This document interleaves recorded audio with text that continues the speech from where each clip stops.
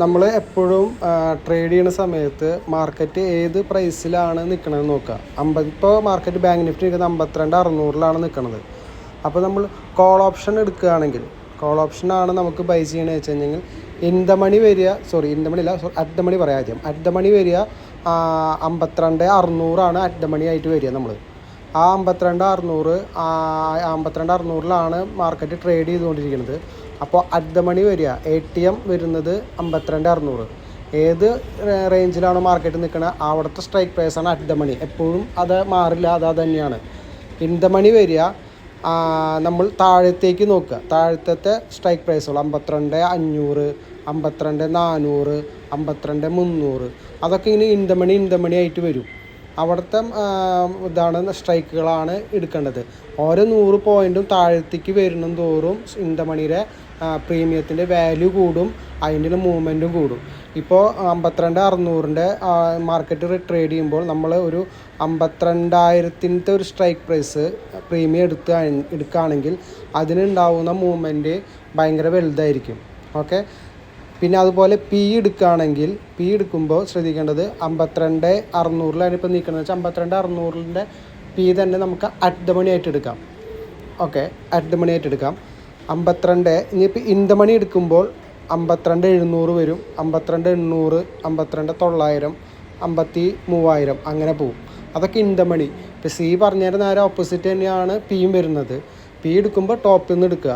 ഇപ്പോൾ മാർക്കറ്റ് നിൽക്കുന്നതിൻ്റെ ടോപ്പിൽ നിന്നാണ് പി നമ്മൾ സ്ട്രൈക്ക് പ്രൈസ് സെലക്ട് ചെയ്യേണ്ടത്. ബോട്ടത്തിൽ നിന്ന് സിയുടെ ഓപ്ഷൻ സെലക്ട് ചെയ്യേണ്ടത്. ഓക്കെ, അത് രണ്ടും ഇൻ ദ മണികൾ. ഔട്ട് ഓഫ് മണി എന്ന് പറയുമ്പോൾ നേരെ ഓപ്പോസിറ്റ്. ഇപ്പോൾ മാർക്കറ്റ് നിൽക്കുകയാണ് 52,600 സി നമുക്ക് ബൈ ചെയ്യണം. നമുക്ക് പെട്ടെന്ന് ഒരു അപ്പ് മൂവ്മെൻറ്റ് വരാൻ ചാൻസ് ഉണ്ട്. ഇതിപ്പോൾ ഇതിൽ ലാസ്റ്റത്തെ ഇന്നത്തെ മാർക്കറ്റിൽ ലാസ്റ്റത്തെ ഒരു 5 മിനിറ്റ് 10 മിനിറ്റോളം മാർക്കറ്റ് പോയത് കണ്ട. ഏകദേശം നമുക്ക് ഇതിൽ എത്ര പോയിൻറ്റുകൾ മൂവ് ആയിട്ടുണ്ട് പ്രൈസ് റേഞ്ച് എടുത്ത് കഴിഞ്ഞാൽ നമുക്കറിയാം. ഇവിടെ നിന്ന് സഡനായിട്ട് മൂവ് ആയിട്ടുള്ളത് 200 പോയിൻറ്റ്സോളം മൂവ് ആയിട്ടുണ്ട്. അപ്പോൾ മാർക്കറ്റ് ഇവിടെ നിൽക്കുകയാണെന്ന് വിചാരിക്കുക. ഓക്കെ, ബൈ ചാൻസ് ഇപ്പോൾ മാർക്കറ്റ് നമ്മൾ 52,500 ലെവലിൽ നിൽക്കുകയാണ്. ഇപ്പോൾ വലിയ 2 ക്യാൻഡിൽ വരുന്നേക്കും മാർക്കറ്റ് നിൽക്കുന്നത് 52,500 ലെവലിലാണ്. അപ്പോൾ നമ്മൾ ഇൻ ദ മണി എന്ന് പറയുന്നത്, ഔട്ട് ഓഫ് മണി എന്ന് പറയുന്നത് 52,700. അപ്പോൾ മാർക്കറ്റ് അവിടെ എത്തിയിട്ടില്ല. ഓക്കെ, സി നമ്മൾ ബൈ ചെയ്യണം. നമുക്കറിയാം അവിടെ ഏകദേശം ഇപ്പോൾ ഈ ട്രെൻഡ് ലൈനും ഈ സപ്പോർട്ടും അല്ലാതെ നോക്കുമ്പോൾ ഈ ട്രെൻഡ് ലൈന് ഈ സപ്പോർട്ടൊക്കെ നോക്കുമ്പോൾ ഒന്നെങ്കിൽ ട്രെൻഡ് ലൈൻ ക്രോസ് ചെയ്തിട്ട് മാർക്കറ്റ് സഡനായിട്ടൊരു മൂവ്മെൻറ്റ് നടക്കും, അല്ലെങ്കിൽ അവിടെ നിന്ന് വീണ്ടും റിവേഴ്സായിട്ട് ഇങ്ങോട്ട് വരും. അപ്പോൾ നമുക്ക് പ്രീമിയം നഷ്ടപ്പെടും. സഡനായിട്ട് മൂവ് ആയി കഴിഞ്ഞാൽ ഔട്ട് ഓഫ് മണി എന്ന് പറയുന്നത് ഭയങ്കരമായിട്ടുള്ള പമ്പ് ചെയ്യും, പ്രീമിയം നന്നായിട്ട് പമ്പ് ചെയ്യും.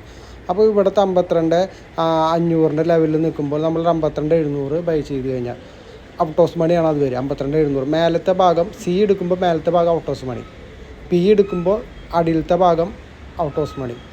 ഓക്കെ, അപ്പോൾ ഇത് പെട്ടെന്ന് നമ്മൾ എടുത്തു കഴിഞ്ഞാൽ 52,700 പെട്ടെന്ന് 2 മൂവ്മെൻറ്റ് ക്യാൻഡിൽ തന്നെ 5 മിനിറ്റിൻ്റെ ക്യാൻഡിൽ തന്നെ 2 മൂവ്മെൻറ്റ് വന്നു.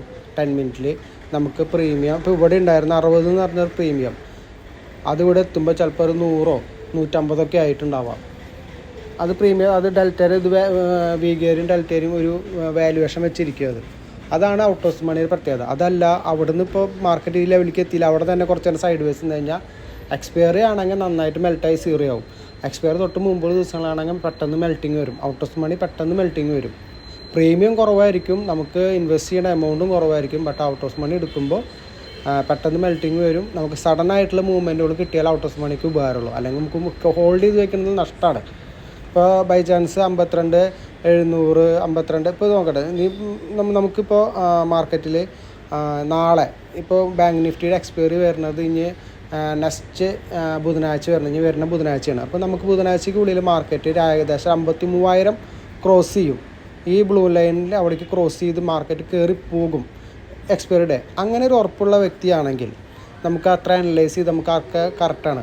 അപ്പോൾ നമുക്ക് വേണമെങ്കിൽ 52,900 53,000 നമുക്ക് പ്രൈസ് കോൾ ഓപ്ഷൻ ബൈ ചെയ്ത് ഹോൾഡ് ചെയ്ത് വയ്ക്കാം. ഉറപ്പായിട്ട് കയറി കഴിഞ്ഞാൽ ആ പ്രീമിയം നമുക്ക് ചെറിയ പ്രീമിയം ആയിരിക്കും ഉണ്ടാവുക. ചിലപ്പോൾ ഒരു 40 രൂപയോ 50 രൂപയൊക്കെ ഉണ്ടാവുള്ളൂ. നമുക്ക് നമ്മളതിലുള്ള മാർജിൻ വെച്ചിട്ട് നമ്മളെ റിസ്ക്കും വെച്ചിട്ട് നമുക്ക് അതിനനുസരിച്ച് ക്വാണ്ടിറ്റി കൂടുതൽ ആഡ് ചെയ്യാം. മാർക്കറ്റ് ആ ലെവലിലേക്ക് ക്രോസ് ചെയ്ത് കഴിഞ്ഞാൽ നമുക്ക് നല്ലൊരു ഹ്യൂജായിട്ടുള്ള പ്രോഫിറ്റ് നമുക്ക് കിട്ടും. അതല്ല മാർക്കറ്റ് എക്സ്പയറിക്ക് മുമ്പായിട്ട് 52,900 ടച്ച് ചെയ്തിട്ട് വീണ്ടും താഴത്തേക്ക് വരികയാണെങ്കിൽ നമ്മുടെ 53,000 എന്നുള്ള പ്രൈസ് എടുത്തിരിക്കുന്ന പ്രീമിയം മെൽട്ടാവും. ഓക്കെ, അതാണ് ഈ out of money, in the മണിയും അറ്റ് ദ മണിയും തമ്മിലുള്ള വ്യത്യാസങ്ങൾ. അപ്പോൾ എപ്പോഴും ശ്രദ്ധിക്കേണ്ടത് മുകളിലത്തെ ഇപ്പോൾ സി എടുക്കുകയാണെങ്കിൽ എപ്പോഴും നമ്മൾ താഴത്തുനിന്ന് എടുക്കുക, താഴത്തെ പോർഷനിൽ നിന്ന് സി എടുക്കുക. അപ്പോൾ ഏറ്റവും 100ൻ്റെ പോയിൻറ്റുകൾ താഴത്തേക്ക് എത്ര വരുന്നോ അത്രയും ഇൻ ദ മണി ആയി വരും. ഔട്ട് ഓഫ് മണി എന്ന് പറയുമ്പോൾ സി ആണെങ്കിൽ മേലേന്ന്, അതുപോലെ പി ആണെങ്കിൽ മേലേന്ന് എടുക്കുക in the money, out of money അടിയിൽ നിന്ന് എടുക്കുക.